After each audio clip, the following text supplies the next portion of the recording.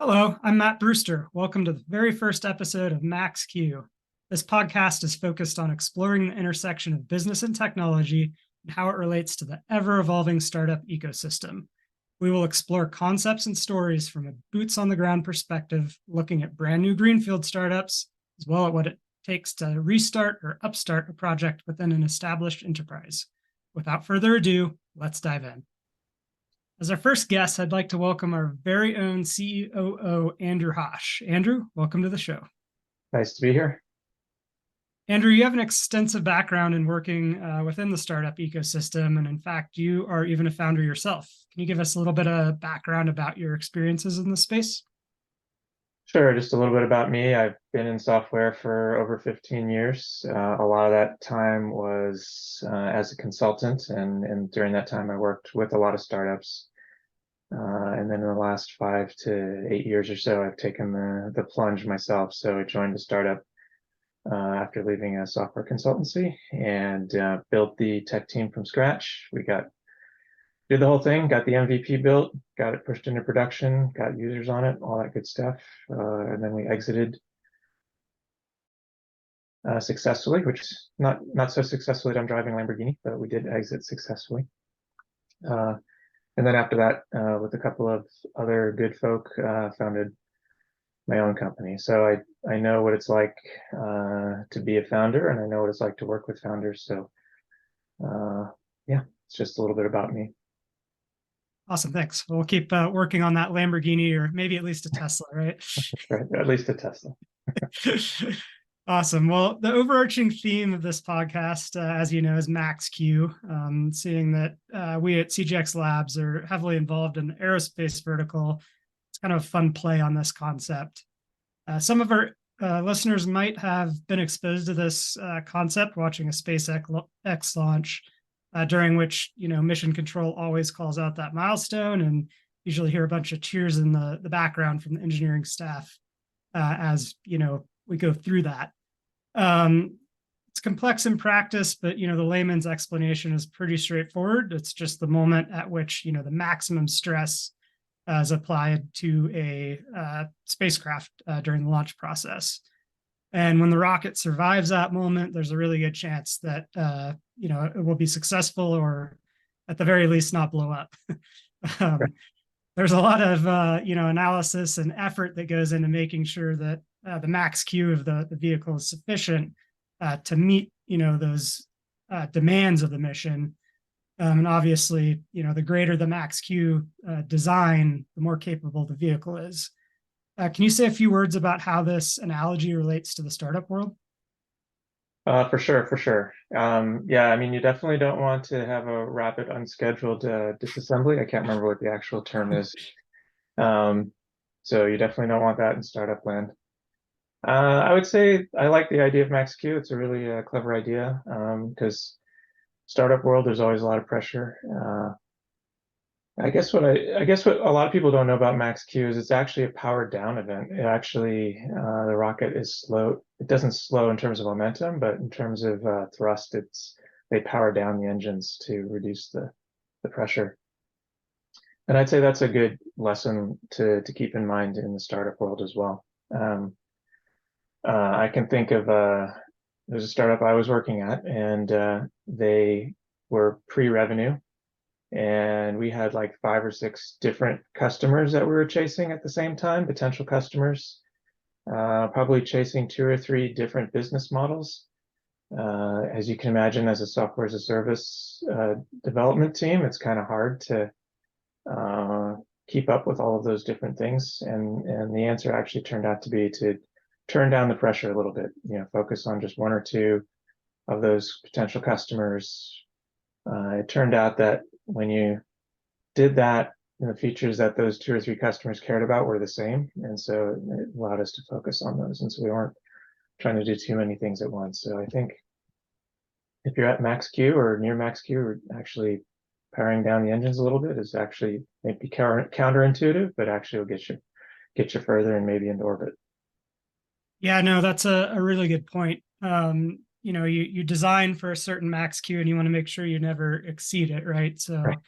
That's a nice tool to have, to keep that in the back of your mind that you may actually need to focus or throttle back before you exceed that, resulting in that red event, Yeah. which nobody wants to see.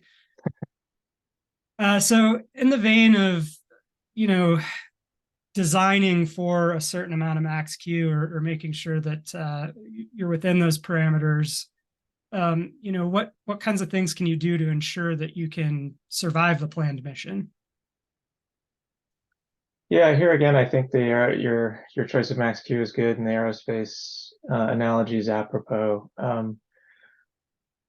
I would say that you should be very, very conservative where you can, so that you can take big risks when you need to. And if you think about a rocket, right, it's a big risk to ignite all of that kerosene or whatever it is at the same time, and then, or even worse, the solid rocket boosters where you can't turn them off. It's just you light them and go. So I think, in a startup world, being hyper conservative everywhere you can, so that you are well designed and in good position to take the big risks or the big gambles, is a good approach. I mean, to be concrete about it, there's a startup that I was working with, and it was a social media play, right? It was software as a service, but social media play, and they didn't pay very close attention to the tech that was being developed for them, and they ended up spending a lot of money on that unintentionally. They didn't handle it conservatively. They didn't carefully define requirements or what needed to be done, and they didn't manage it. And they ended up spending a lot of money for a system that could support maybe 10 users. And you can imagine a social media play for a system that supports 10 users doesn't go very far. Doesn't scale very well. Yeah. Doesn't scale very well. And they had spent a lot of, if you think about it, social media company, the tech should not be a majority of your spend, right? It should be probably marketing and user capture and things like that. And so by the time we got to those discussions, they had spent almost all of their runway on just the tech. So and the tech wasn't even that important, right? It was nothing special, right? I mean, it's important, but it wasn't their differentiator. So being conservative where you can is really important. Awesome. One place that is different than launching a rocket, obviously, when building a startup, is the changing landscape, right? You know your parameters more or less that you need to design for when launching a rocket, and if there's too much wind or it's too cold or whatever, you probably just don't launch, right? But in the startup world, things are way more dynamic than that, and that results in maybe your max Q feeling like it's a continually moving target. Can you talk a little bit about how you manage that as the external environment might evolve over time, and making sure that you're, I guess, adaptable enough to survive those conditions as things change? Yeah, adaptability is very important. I think every startup I've been at has had multiple business models at one time or another. Even the startup that I, founded, we changed business models a couple of times depending on what was happening in the market. I'd say it sounds a little cliche and trite, but it's really important. I think to be adaptable and maintain the company through those stresses, you really need to surround yourself with people who also can adapt. I think that's really important. If you have a company and you bring on a Java developer, and they've only been a Java developer and they've been a Java developer for 25 years, they're probably a really good developer. But they're probably not going to be able to adapt to the changing needs of what's happening in your company and in the market. And the solution is always going to be Java, no matter what, even if that's not the right choice. So I think that's important, and I think it's also something that we look at when we're looking at working with potential startups, or we were working with startups as potential customers, I should say. We do look at the founders as well, right? Is it someone who can adapt and is going to be changing, or is it someone who has spent the last 15 years in a cave making their idea perfect in every way before they roll it out? It can't be perfect when it rolls out. So I think surrounding yourself with the same like-minded people is really important.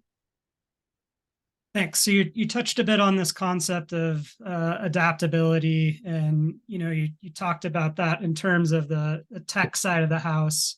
Um, can you expand upon that a little bit and talk about how having the right mix of resources, is important as you're building a product or evolving a product, and what that looks like?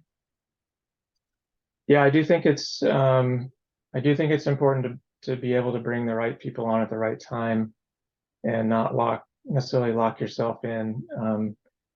Again, that kind of goes back to being super conservative, right? So it's, if you have limited runway and uh, you're not an expert in marketing, rather than just necessarily hiring a marketing person, you might want to just outsource that for a little bit, right? Design is another place where I've seen a lot of startups rush out and hire a designer, and then that designer is very busy for 3 or 4 months, and then now you've got the design, and now you're paying someone to not be very busy. So I think looking at build versus buy is a very important decision in there. Yeah, that makes sense. So, it's hard to have all the resources you want right from the beginning, especially right if you're just getting off the ground. So, in that vein, if you were to go out and look for a partner to help outsource some of these components to, what are some key differentiators that you might look for? Yeah, I mean, there's some table stakes there, right? Like track record of success. Do they have referenceable customers? Can they bring in the right person at the right time? Are they gonna try and do not a bait and switch, but bring in the super smart guy and then pull him off after 6 weeks and give you the lackluster guy? Those are certainly things to look for. I'd say in the startup world, though, it's important to work with companies that are familiar with working with startups, and either have been a startup themselves, or the people you work with were founders in the past, that kind of thing. I think those are really important. I think if you um, have a big company view come in and try to run things or do things, you're going to blow through a lot of money very quickly, and not get very much done.